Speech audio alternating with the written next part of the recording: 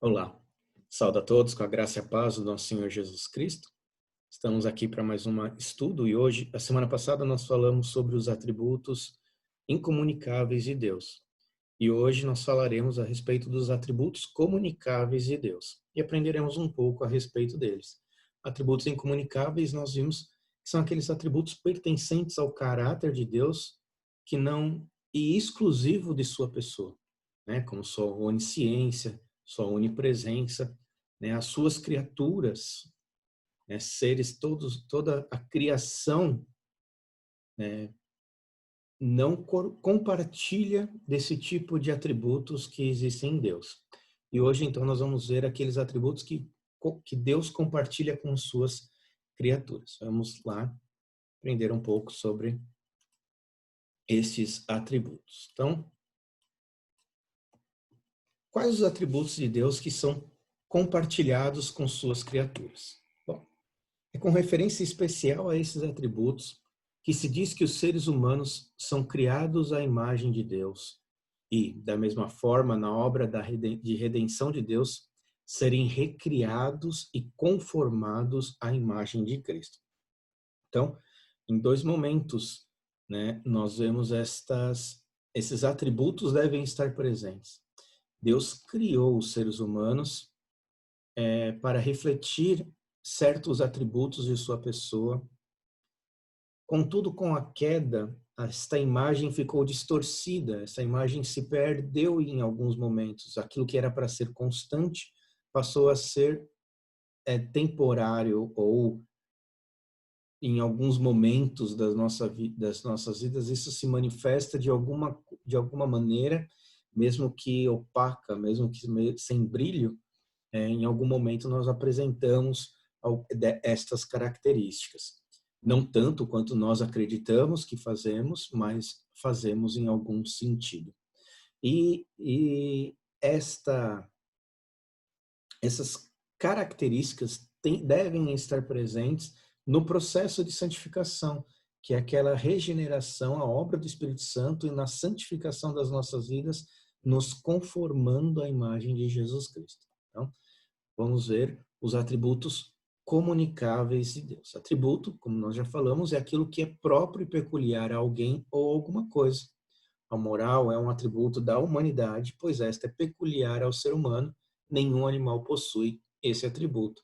Somos seres morais porque Deus é um ser moral. Logo, esse é um atributo que Deus compartilha com a sua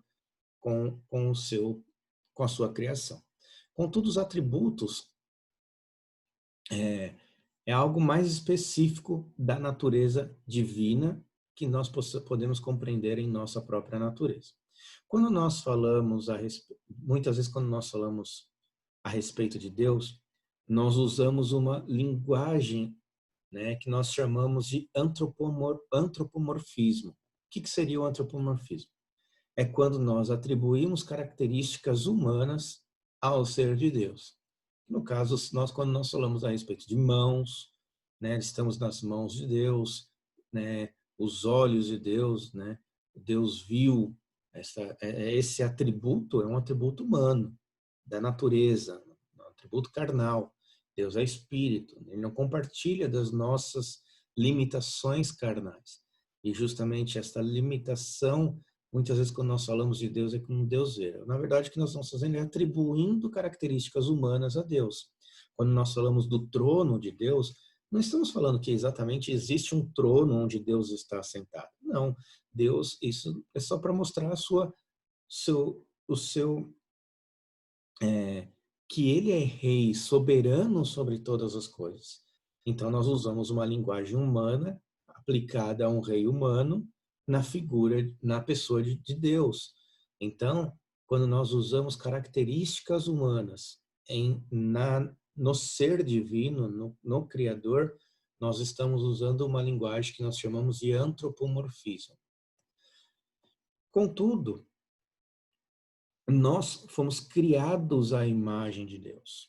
E atributos de Deus existem, então, em nós. O que isso nós chamamos de teomorfismo. É a imagem de Deus refletida no ser humano. É quando as características de Deus são comunicadas à sua criatura.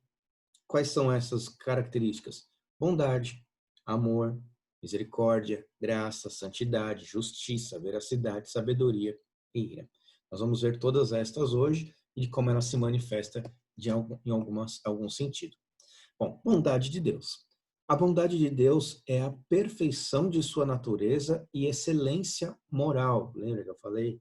Deus é nós somos seres morais. Nós não exigimos nenhum ser animal, nenhuma outra criatura de Deus se relaciona de maneira moral como o ser humano se relaciona. Nós podemos ver alguns aspectos de instinto dos animais, isso não significa que sejam questões morais. E o ser humano é diferente, pois ele se relaciona de um certo sentido moral, e isso é um aspecto do ser de Deus e está relacionado à sua bondade. A bondade de Deus, ela pode ser conhecida através da revelação geral, quando nós olhamos toda a criação, quando nós contemplamos a beleza daquilo que Deus criou, quando nós percebemos a singularidade que é a vida, né? E compreendemos como o universo está organizado de tal maneira, nosso sistema solar, a Lua, o alinhamento da Lua, a distância do Sol, como essas coisas estão alinhadas de maneira perfeita, sincronizadas, sintonizadas de maneira tão perfeita a ponto de existir vida. Qualquer mudança nessa sintonia do universo se tornaria a vida impossibilitada. Então, né, nós podemos ver, né, essa bondade de Deus em sustentar o universo para a existência da vida, mas ela é muito mais visível, né, a bondade de Deus é muito mais evidente na obra da redenção. Então, quando nós falamos que Deus criou todas as coisas, quando nós falamos que Deus criou a humanidade, nós podemos ver a sua bondade em nos trazer a vida, em nos trazer para se relacionar com Ele, em nos dar as sensações, em nos dar os relacionamentos que são tão agradáveis, né? E nós podemos ver a bondade de Deus. E aí nós olhamos para esse mundo e vemos que esse mundo não é assim tão agradável. O mundo não é tão preto no branco. Existe um lado cinzento aí do mundo, da vida, né? Uma questão da maldade humana e tudo mais.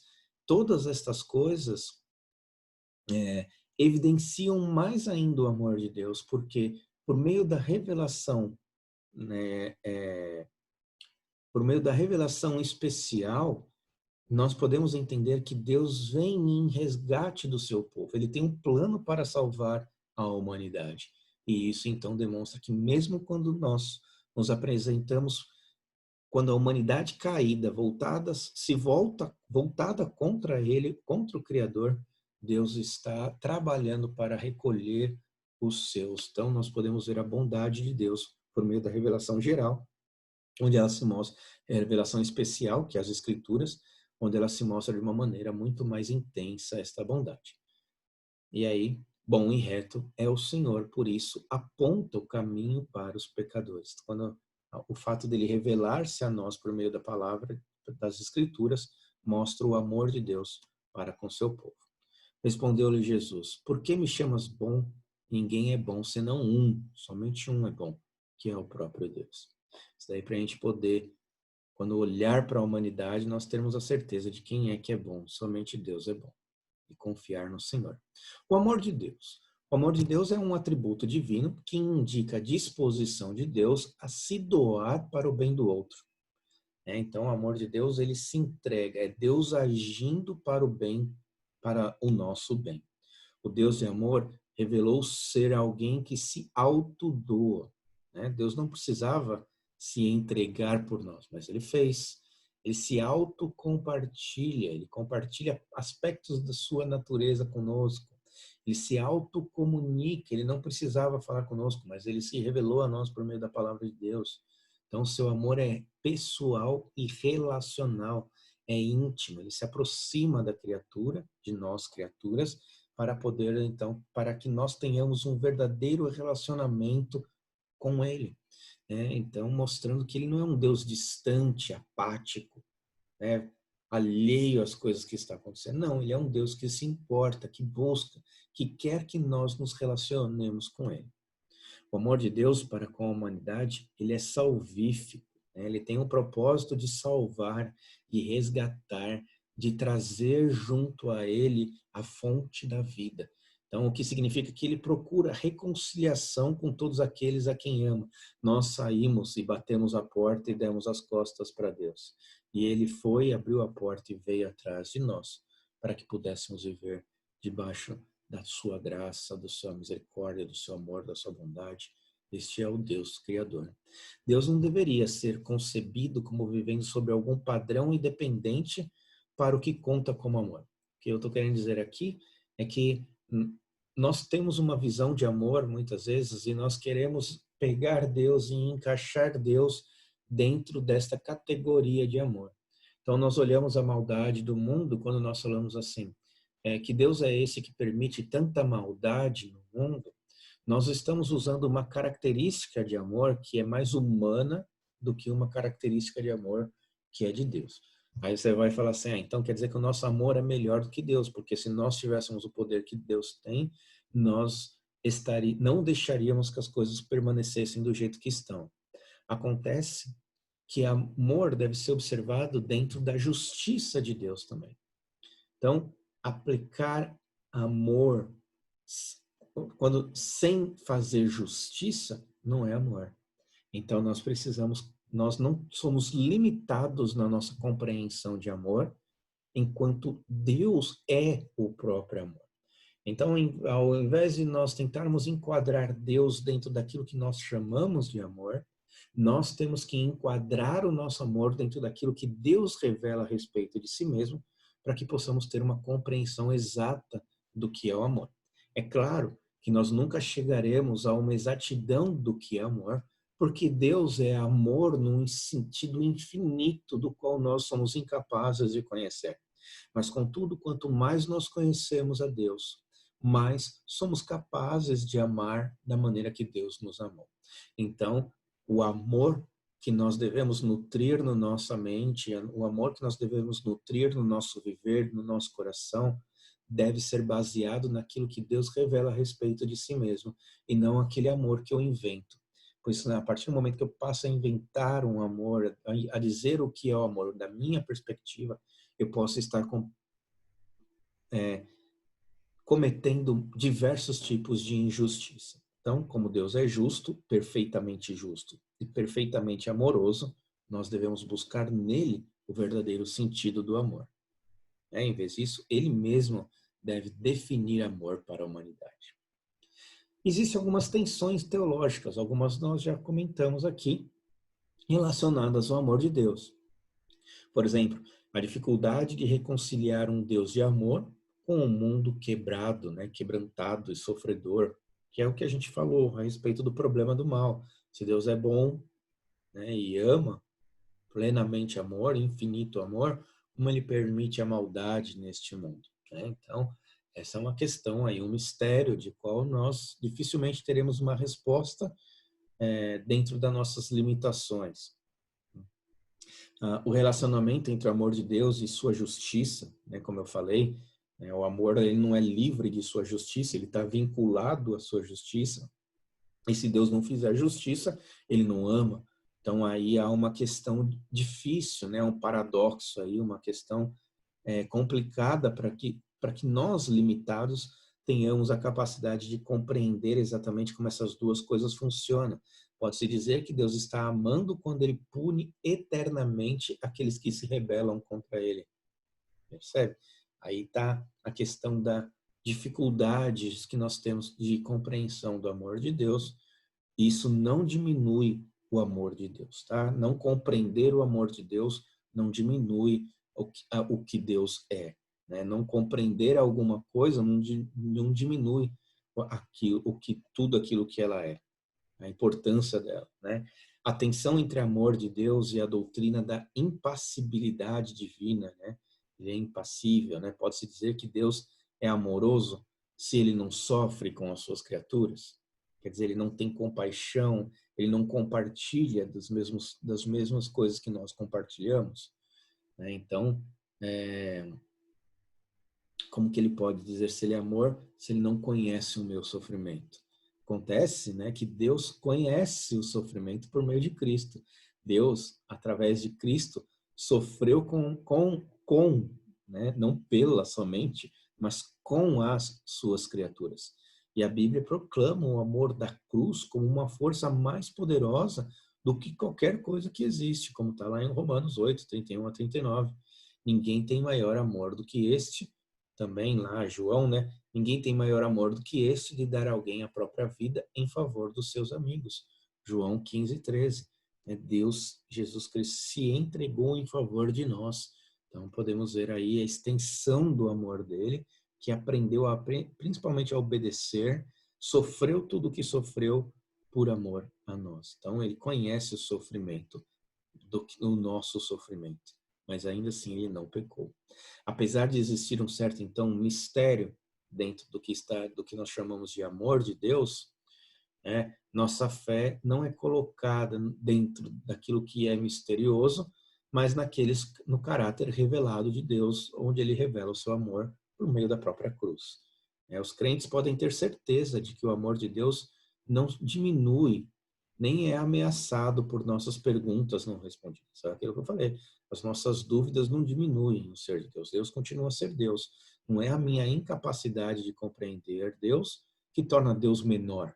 Pelo contrário, nossa incapacidade de compreender Deus nos torna menores, porque quanto mais conhecemos a Deus, mais conhecemos a nós mesmos. Então, quando as nossas dúvidas, os nossos questionamentos nunca vão diminuir Deus. Então, apoie a sua fé naquilo que é revelado, naquilo que nós compreendemos de Deus e vamos confiados no Senhor.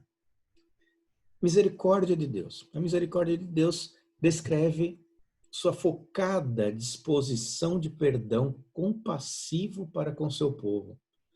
Não há nada que nós tivéssemos feito ou que venhamos a fazer ou que possamos fazer para adquirir o perdão de Deus. O perdão de Deus é algo concedido por Deus e não conquistado por nós. Então, especialmente à luz das circunstâncias angustiantes e terríveis em que nós vivemos por causa do pecado, nós podemos compreender que tudo que nós fazemos há uma tentativa de resolver todas as coisas pelo nosso próprio poder, uma falta de confiança no Senhor em muitos aspectos e em muitos sentidos. Então, a misericórdia de Deus se mostra justamente aí. Quando às vezes eu tento resolver alguma coisa e eu erro e eu acabo pecando e não experimentamos a punição e a justiça de Deus nas nossas vidas, o que nós estamos experimentando, na verdade, é a sua misericórdia. Então, quando nós olhamos a maldade nesse mundo, coisa que nós criticamos com relação ao amor de Deus, e por que a maldade permanece, é porque Deus não está aplicando a sua justiça sobre este mundo ainda, ele está aplicando a sua misericórdia.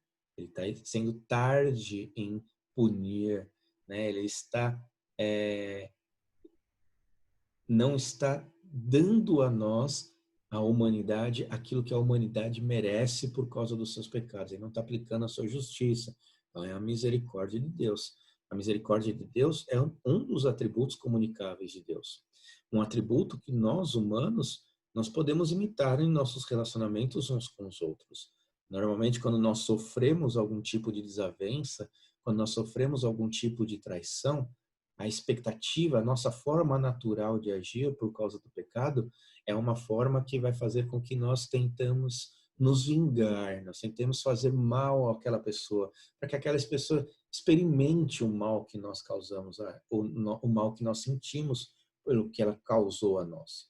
E o que Deus quer, o atributo comunicado a nós de misericórdia, significa que nós temos que demonstrar misericórdia da mesma maneira que Deus demonstra misericórdia a nós, nós devemos demonstrar às outras pessoas. Então, é um atributo comunicável. E uma questão bem interessante a respeito da misericórdia é que a misericórdia de Deus não é algo demonstrado por Deus eternamente. Por que eu estou falando isso? Porque a misericórdia de Deus, ela existe enquanto existe o pecado. Quando não houver mais pecado, não há mais a necessidade da misericórdia de Deus. Então, a misericórdia é um atributo comunicável de Deus e que existe no relacionamento de Deus com a sua criatura caída. Então, é bem importante guardar essa questão da misericórdia de Deus. A misericórdia de Deus é evidente sempre que ele tarda o castigo, mesmo quando seu povo está perdido em pecado e não tem conhecimento das consequências relacionais com as consequências dos nossos pecados, né?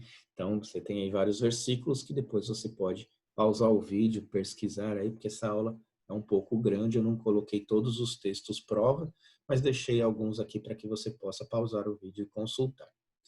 Porque a misericórdia é um atributo comunicável de Deus, a Bíblia também declara que o povo de Deus deveria ter a mesma disposição para com os outros e que seu povo deveria agir em seu favor. Então está lá em Efésios 2 falando justamente a respeito da misericórdia de Deus. O que Deus fez, né? Deus se esvaziou da sua glória para que pudesse vir a mostrar o seu amor a nós. Nós muitas vezes não perdoamos, nós muitas vezes não esquecemos o que os outros fizeram, porque nós não estamos querendo nos esvaziar do nosso orgulho para demonstrar amor para o outro. A graça de Deus é um favor divino imerecido. É algo que Deus está nos dando não por mérito, mas porque a extensão do seu amor faz com que ele não aplique a sua justiça sobre nós até um determinado tempo. Ele vai aplicar a sua justiça sobre nós. Um favor do qual vem muitos dons. Então, muitas coisas que Deus concede a nós vêm por meio da graça de Deus. Então, mesmo no estado caído da humanidade, Deus concede livremente às suas criaturas coisas boas que elas não merecem. Então, temos aí a ação da graça de Deus, é a ação de Deus de nos dar algo que nós não merecemos. As obras de Deus na criação, bem como as suas alianças, né, que são os seus pactos com a humanidade, suas promessas, aquilo que Deus fala que vai fazer para com seu povo, sua palavra revelada e sua obra de redenção apresentada a nós por meio da vida de Jesus Cristo, nascem todas da sua graça. É fruto da graça de Deus, né? Então é a ação de Deus com a sua criatura. A graça de Yahvé, de Deus, não é uma reação aos nossos caminhos, né? Então, conforme eu vivo, Deus demonstra a sua graça. Não. Pai, Filho e Espírito, né? A graça é uma demonstração da doação de toda a Trindade, certo? Jesus Cristo, ele trouxe ao homem a graça que ele já era como o eterno Filho da Trindade. Então, ele sempre foi cheio de graça e verdade. E quando ele se revela a nós, ele demonstra, né, a graça de Deus para com a humanidade em prover um meio para a salvação, que é Jesus Cristo e sua obra redentora na cruz. Então, existem dois tipos de graça. É aquilo que nós chamamos de graça comum e graça especial. A graça comum é uma categoria encontrada com mais frequência na teologia reformada, né?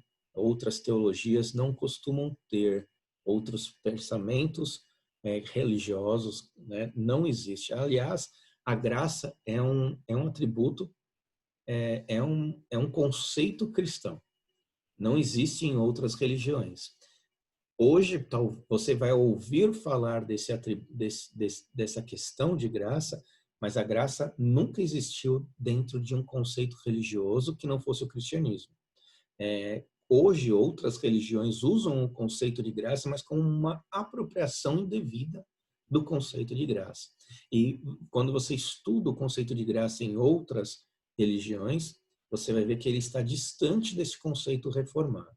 Então, graça comum é aquela ação de Deus para com uma humanidade caída, em que você vê, por exemplo, quando o sol nasce, o sol nasce sobre todos.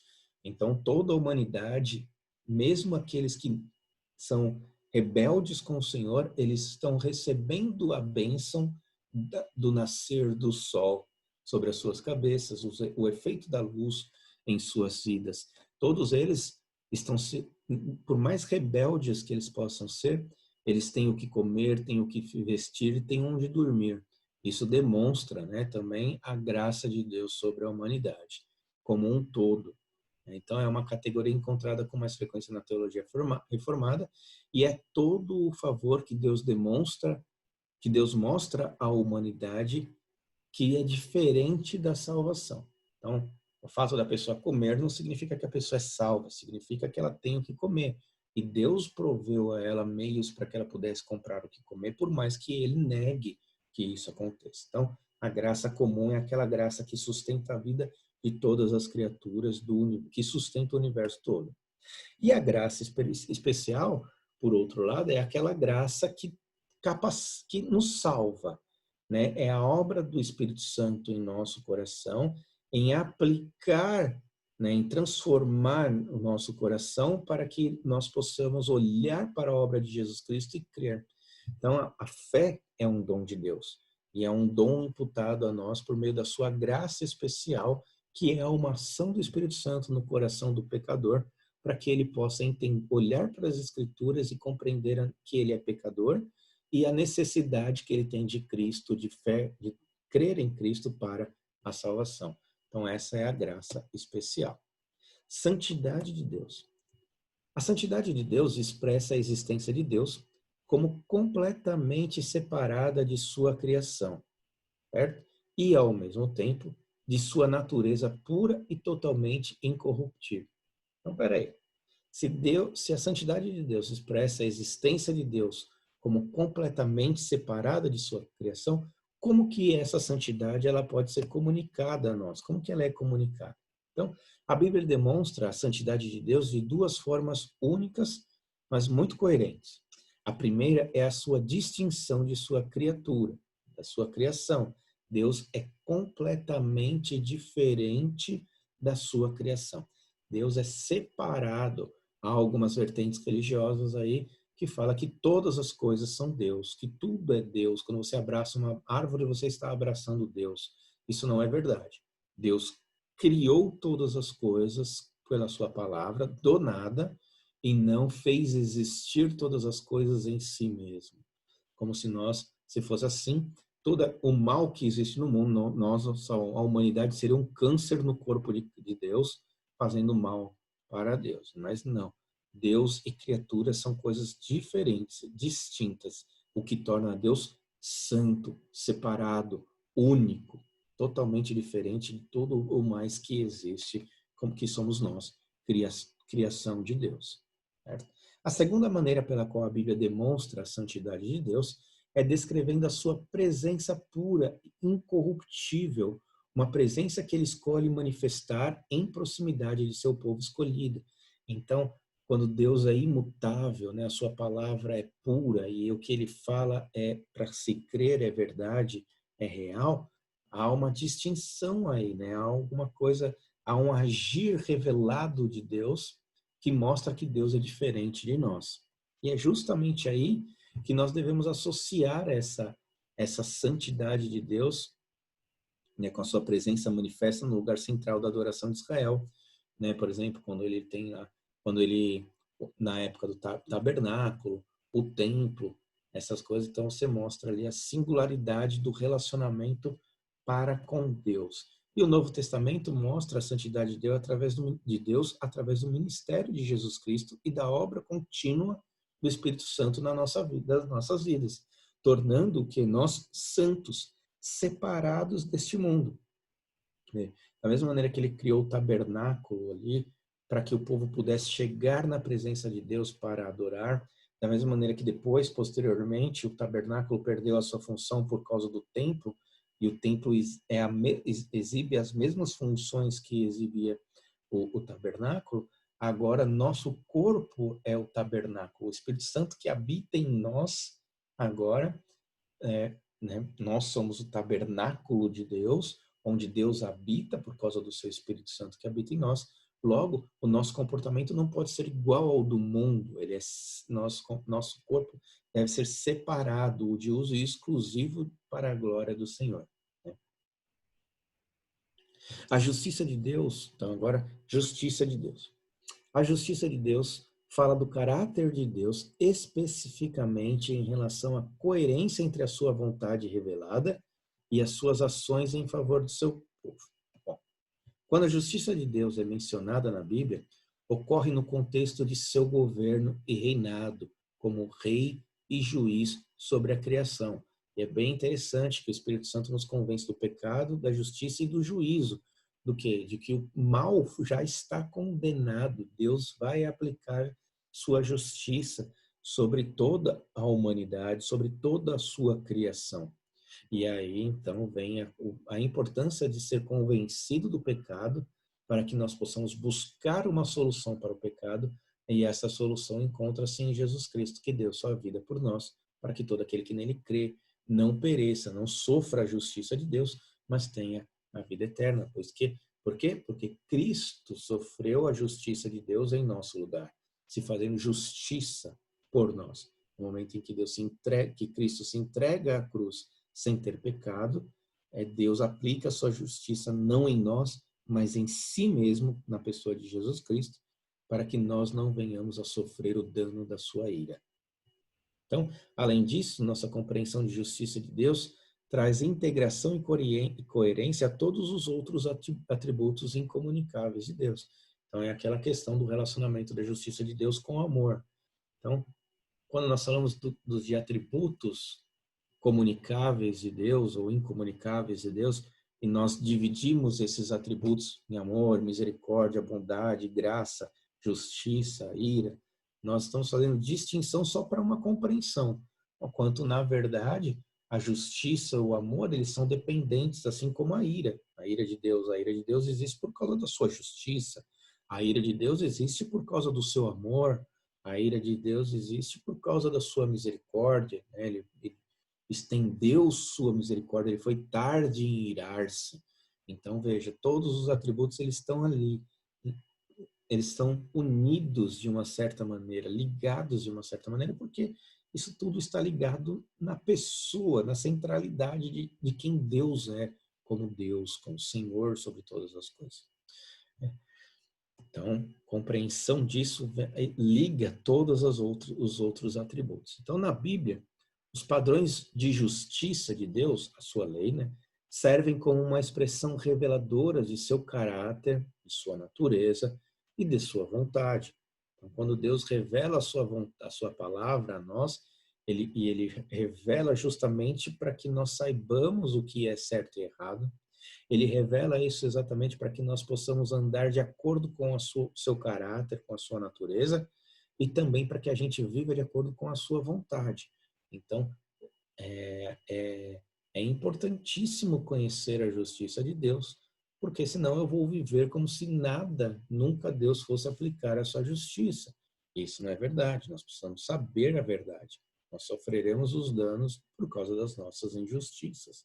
Então, desde a queda, a natureza humana foi contaminada pelo pecado e ela é incapaz, guarde isso, é incapaz de realizar o propósito para o qual nós fomos criados. Então, o propósito original desses comandos revelados na palavra de Deus, né, são incapazes de serem praticadas pelo homem, a não ser que o homem seja conduzido por uma ação sobrenatural de Deus por meio da habitação do Espírito Santo na criatura.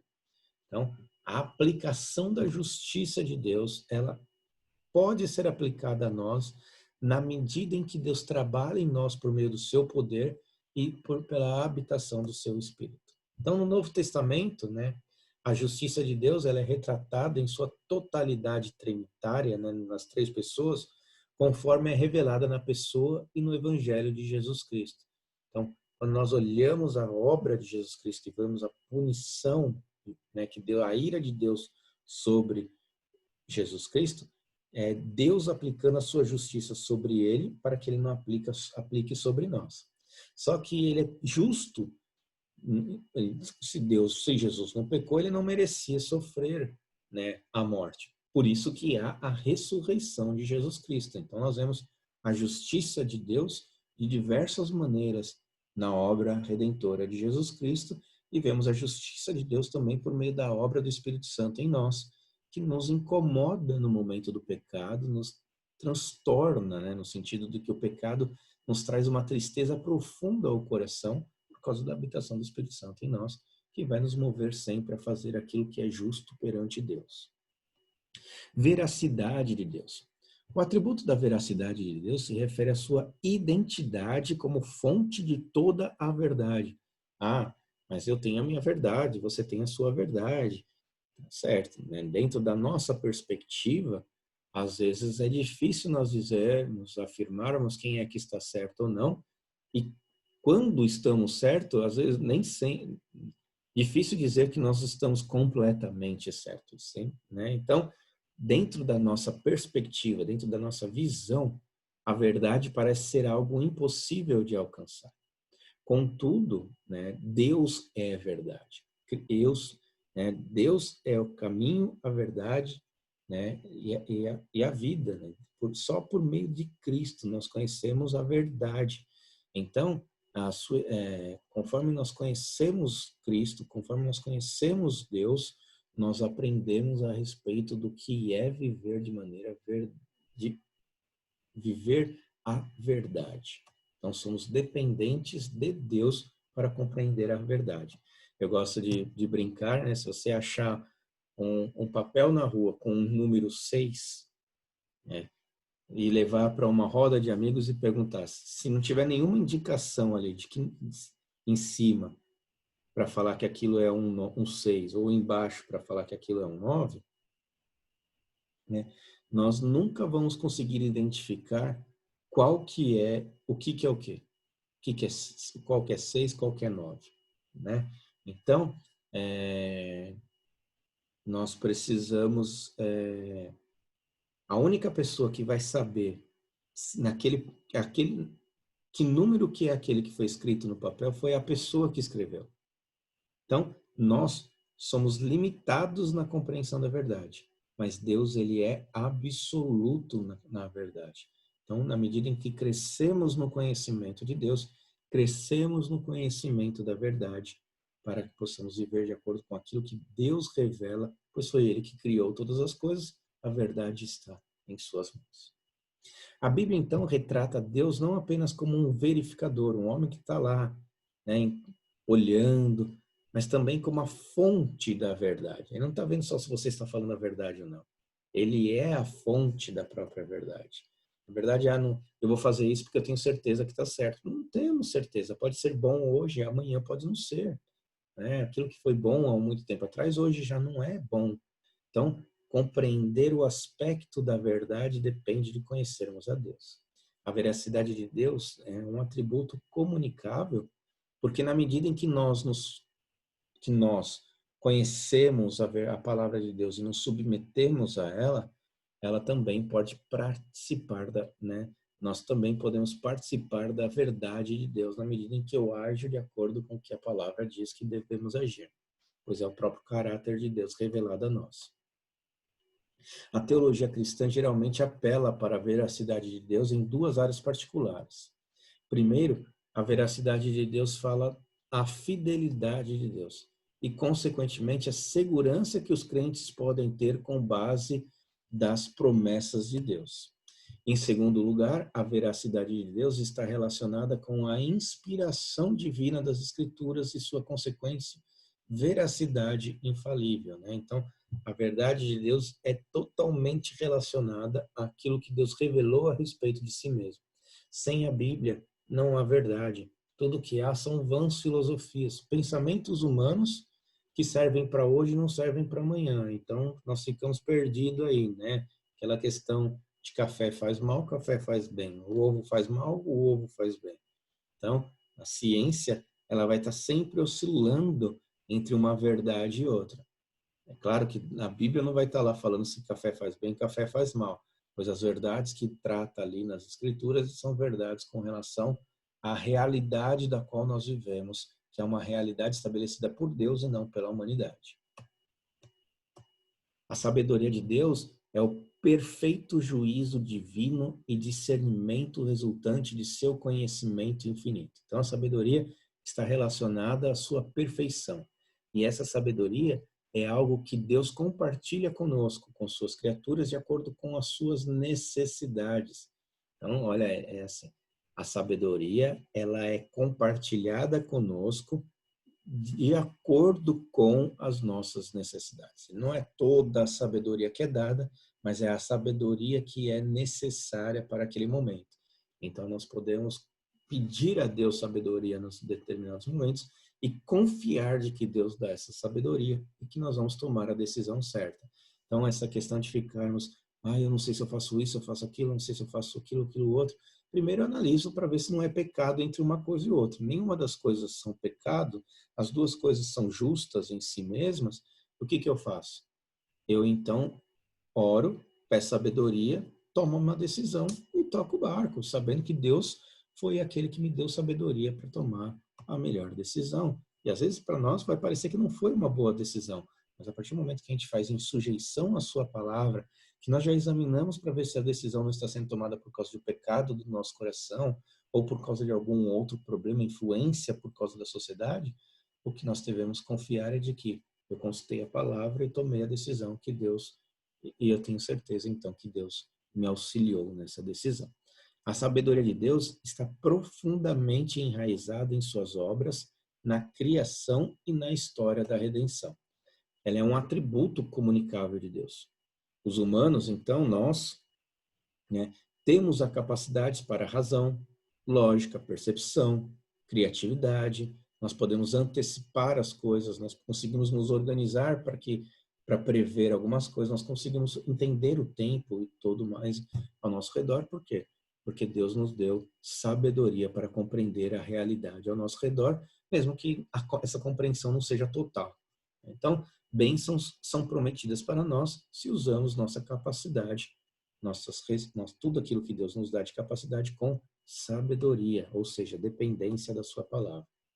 Ira de Deus. Então, a ira de Deus é a sua repulsa contra o mal. É seu desagrado estabelecido com o pecado e com os pecadores. É um conceito totalmente ignorado hoje em dia, né? As pessoas gostam de exaltar o amor de Deus porque o amor eles usam o amor para permitir, para que eles possam continuar no pecado. Né? Se Deus é amor, ele não vai me punir. Né? Mas nenhum pai gosta de ver seu filho fazendo. Ele vai impedir o filho de fazer. Né? Ele vai ensinar o filho a fazer. Porque ele não vai poder ficar tirando o filho do problema o tempo todo. Ele tem que estar ensinando. Então, é por aí que vem a ira de Deus. Né? A ira de Deus, ela é ignorada por este mundo porque é um mundo que quer permanecer no pecado. Né? Até mesmo dentro das igrejas, as pessoas não gostam de ouvir a respeito da ira de Deus. Mas a ira de Deus é um conceito que deve estar presente constantemente nas nossas nas pregações, nos nossos estudos e tudo mais, porque a ira de Deus é algo real. Né? Ela virá ainda. Ela foi... Cristo sofreu a ira de Deus para a nossa salvação, só que Cristo retornará dessa vez para julgar o mundo. Então, ele virá aplicar a sua ira sobre a rebeldia humana.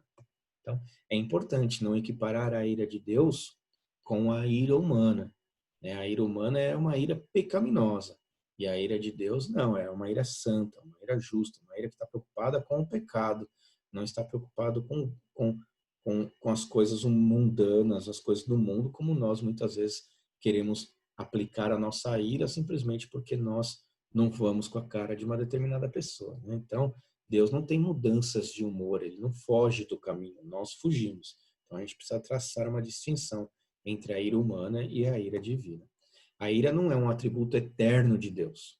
Igual a misericórdia, a ira não é um atributo eterno de Deus. Ela existe enquanto existe o pecado. Quando não existir mais o pecado, ela também cessará. Não haverá mais uma demonstração de ira de Deus, somente do seu amor. Mas enquanto houver pecado, há ira. E isso também nós, enquanto nós vermos o pecado, nós devemos nos irar contra o pecado. A ira de Deus deve ser vista não como oposição ao seu amor, mas como um resultado desse amor. Então, o oposto da ira não é o amor. Né? Então, o oposto da ira, o oposto do amor é a indiferença. Né? Então, não é ira. As pessoas colocam isso como sendo a ira ser o oposto de amor.